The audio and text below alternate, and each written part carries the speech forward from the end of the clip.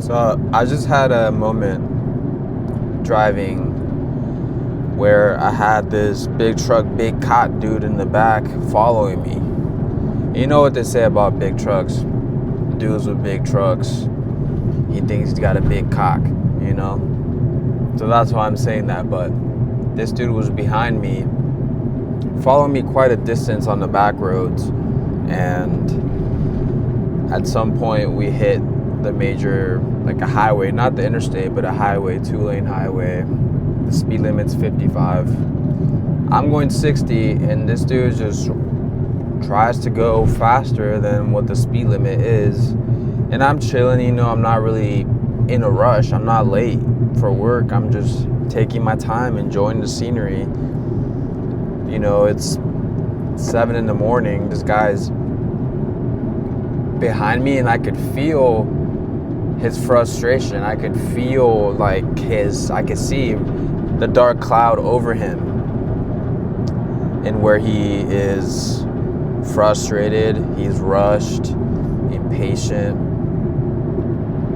You can just smell and taste and see his disturbance, his inner disturbance. And so there I am. Funnily enough, I was having a conversation with a buddy last night. He was telling me about this instance where he felt unsteadiness within him, forms of hatred and impatience and distaste in a person, in their actions, being in a place they were sharing space together, and talking about that feeling that came over him. And I was experiencing a similar sensation at that moment. The thoughts that I was having was, wanting to taunt him, and I did a little bit. Mildly taunting, if you would say. And where he flashed his beams at me one time, and I had my windows open, I put my arm out the window, and I just flagged to him to pass me. We were at a section where you could pass. There were cars coming further down. He didn't pass me.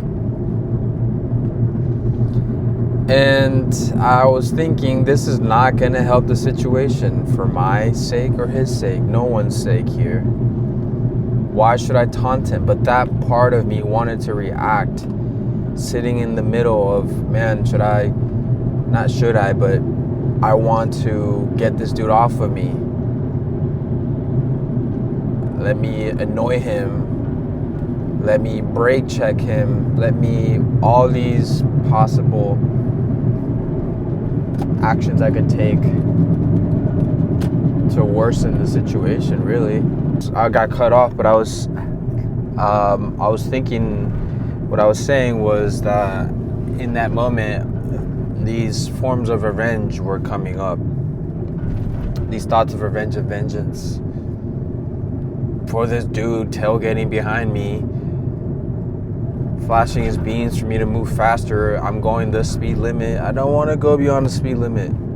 It's not my fault you're late, or whatever it is,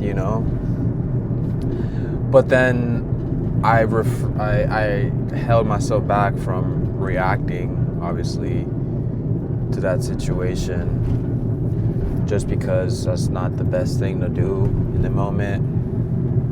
I'm thinking to myself, I don't know why this guy's rushing. I don't know what's his deal, what he's got going on. It's not personal. It could have happened to the car in front of me. It has nothing to do with me whatsoever, other than the fact that I'm going to speed limit. He wants me to go faster. That's as far as I'm involved. He does not know what I look like. He does not know anything about me. And similarly enough, I had placed that onto him as well. The compassion, if you will, and grace of shrugging it off, letting it roll off my shoulders. I'm like, that's the better thing to do. Not necessarily biting my tongue, but just not interacting or engaging and making someone's day worse. You know, it takes two. He could have easily pressured me more, but he did not. You know, I think it's about setting boundaries in a way.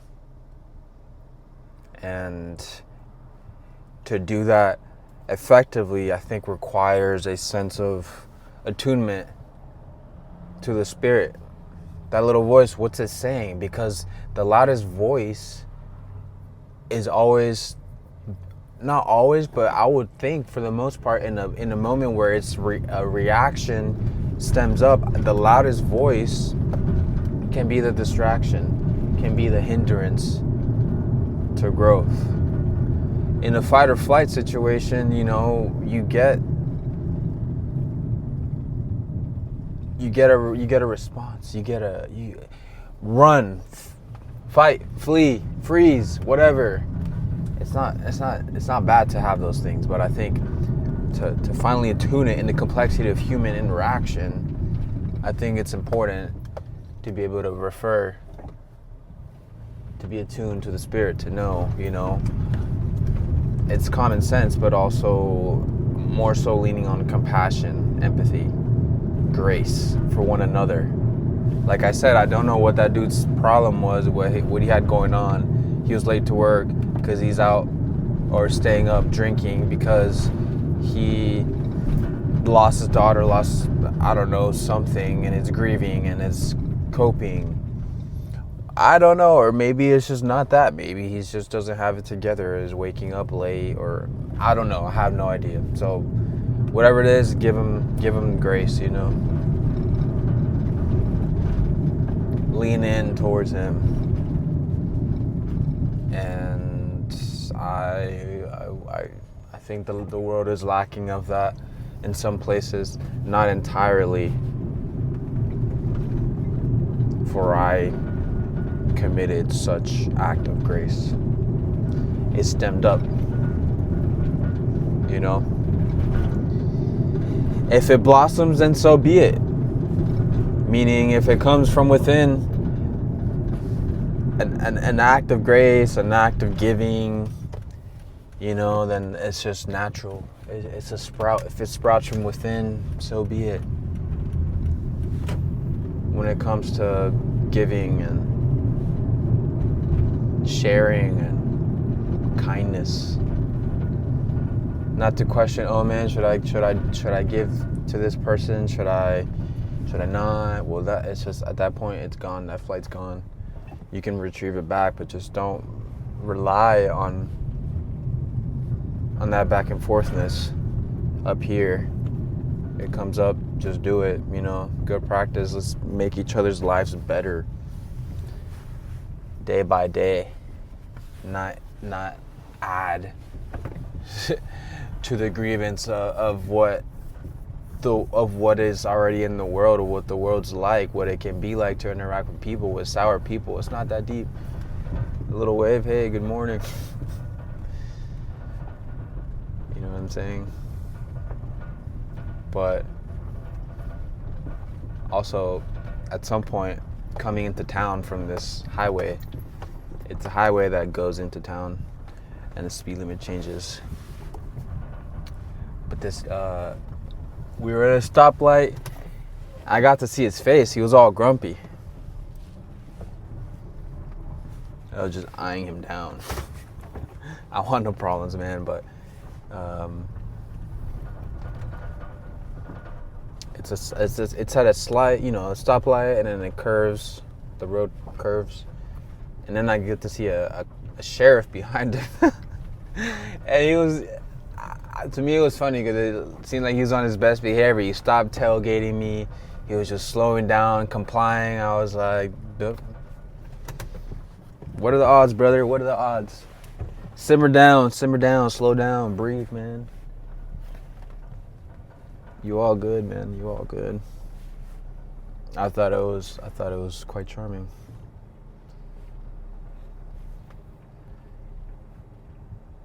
Like a child, you know, with a tantrum. He just got humbled.